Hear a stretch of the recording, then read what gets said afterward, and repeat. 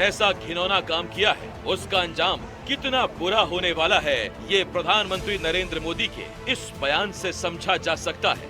पाकिस्तान की कल्पना में 2016 की सर्जिकल स्ट्राइक होगी तो उसके 3 साल बाद 2019 की हुई एयर स्ट्राइक, लेकिन उसके 6 साल बाद प्रधानमंत्री नरेंद्र मोदी पाकिस्तान के पाले पोसे आतंकवादियों को सबक सिखाने के लिए कितना भीषण हमला करेंगे, इसका अंदाजा आप उनके इसी बयान से लगा सकते हैं कि सजा उनकी कल्पना से भी बड़ी होगी। ये हमला सिर्फ निहत्थे पर्यटकों पर नहीं हुआ है, देश के दुश्मनों ने भारत की आत्मा पर हमला करने का दुस्साहस किया है। मैं बहुत स्पष्ट शब्दों में कहना चाहता हूं, जिन्होंने ये हमला किया है उन आतंकियों को और इस हमले की साजिश रचने वालों को उनकी कल्पना से भी बड़ी सजा मिलेगी। वो सजा क्या हो सकती है जिसके बारे में प्रधानमंत्री नरेंद्र मोदी ने कहा कि वो कल्पना से परे होगी? क्या भारत पाकिस्तान पर सीधे हमला कर सकता है? क्या भारत इतना अंतर्राष्ट्रीय दबाव बना सकता है जिससे पाकिस्तान बिल्कुल दिवालिया हो जाएगा? क्या भारत पाकिस्तान के बलूचिस्तान से लेकर सिंध प्रांत तक फैले असंतोष पर एक धक्का दे सकता है जिसमें पाकिस्तान के कई टुकड़े हो सकते हैं? प्रधानमंत्री नरेंद्र मोदी ने जिस भाषा में जो कुछ कहा है उससे इतना साफ है कि भारत चाहे छुपे मिशन के तहत हो या खुलकर वार करना हो, पाकिस्तान को सबक जरूर सिखाएगा। अब तक सबसे बड़ा हमला एयर स्ट्राइक वाला था, तो कल्पना से परे वाला हमला बेशक एयर स्ट्राइक से भी बड़ा होगा। सवाल है, क्या ये हमला ड्रोन अटैक होगा या मिसाइल हमला? पाकिस्तान को सबक तो मिलेगा, जैसा प्रधानमंत्री मोदी ने कहा है कि आतंकिस्तान को मिट्टी में मिला देंगे। अब आतंकियों की बची खुची जमीन को भी मिट्टी में मिलाने का समय आ गया है।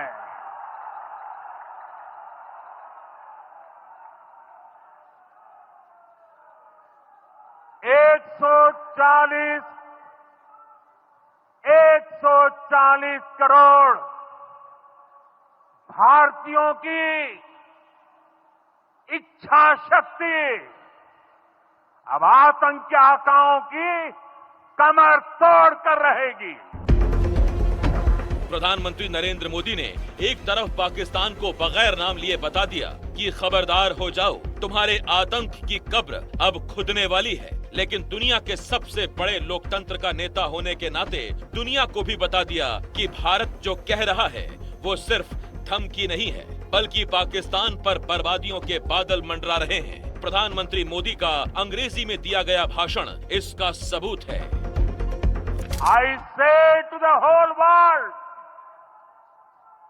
India will identify, track and punish every terrorist and their backers.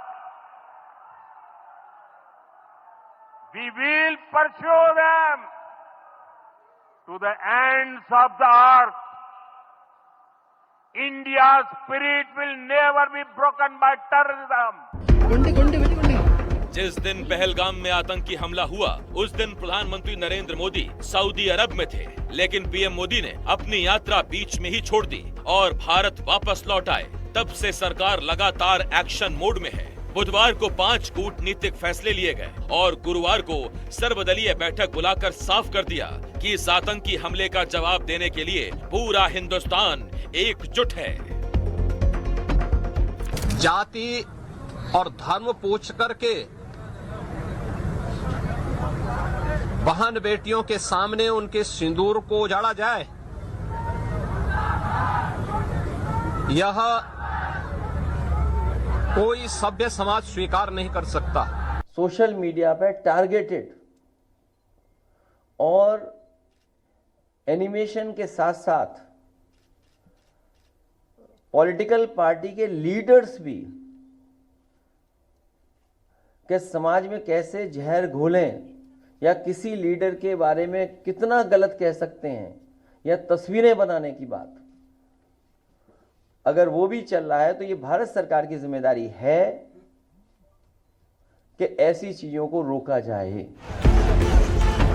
एक तरफ पाकिस्तान के खिलाफ लोगों का आक्रोश बढ़ता जा रहा है तो दूसरी तरफ राजनीतिक दलों में आतंक के खिलाफ गुस्सा तो एक जैसा है, लेकिन राजनीतिक सवालों के साथ पूरी देश की तमाम राजनीतिक दल एक भाषा में बात कर रहे हैं। सब चिंतित हैं, सब दुखी हैं, व्यथित हैं।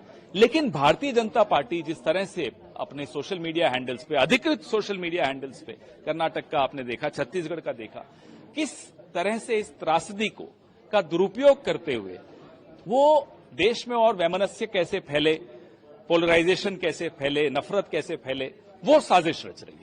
ये बिल्कुल स्वीकार्य नहीं है। इस ऐसे संवेदनशील मुद्दे पे, राष्ट्रीय सुरक्षा से जुड़े हुए मुद्दे पर राजनीति करने की जरूरत नहीं है। राष्ट्रीय हितों को सर्वोपरि रख करके हमें जो है वो आतंकवाद और आतंकवाद के आकाओं को, दहशतगर्दों और गर्दी के जो है वो दाताओं को जो है वो दंड देने के लिए एक स्वर में, एक सोच के साथ आगे बढ़ना चाहिए। इस जगह पर इतने टूरिस्ट हैं, वहां पर एक पुलिस वाला नहीं है, एक सीआरपीएफ का कैंप नहीं है, कोई सिक्योरिटी के लोग नहीं है। तीसरा यह है कि जो वहां पर जो क्विक रिएक्शन टीम थी, सीआरपीएफ के 2 यूनिट है, जो उनको ऊपर जाने में 1.25 घंटा लगा, और इन जो हरकत की वहां पर नाम पूछकर गोली मारे, समुदाय पूछकर मारे, तो ये इसकी अकाउंटेबिलिटी तो होनी चाहिए।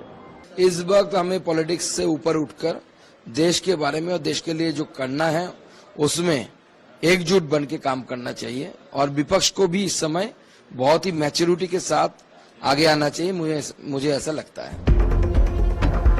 पीएम मोदी के रुख के बाद ये तय है कि आतंक की जमीन तैयार करने वाले के खिलाफ कार्रवाई जरूर होगी। पाकिस्तान को भी इस बात का इल्म है। शायद इसी वजह से आतंक के भाईजान के मुल्क में बैठकों का दौर जारी है। अब से थोड़ी देर पहले शहबाज शरीफ ने नेशनल सिक्योरिटी काउंसिल की मीटिंग ली है, जिसमें पाकिस्तानी सेना के चीफ भी मौजूद रहे। एनडीटीवी इंडिया की रिपोर्ट।